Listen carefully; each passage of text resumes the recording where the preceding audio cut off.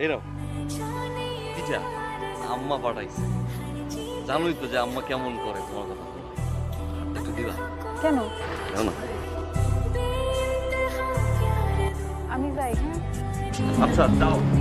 আমার বয়ফ্রেন্ডটা যদি জাভেদ ভাইয়ের মতো হতো। আমি আছি বিপদের মধ্যে, ঝামেলার মধ্যে, আর তুই ফাঁসলামি করতে যাওয়ার সাথে। ও মা, তুমি একসাথে 2 নৌকা পা দিচ্ছ আর আমি কিছু বললেই দোষ। আপনি এখানে এসে কি করতেছেন? তোরাই ধরছো কেন?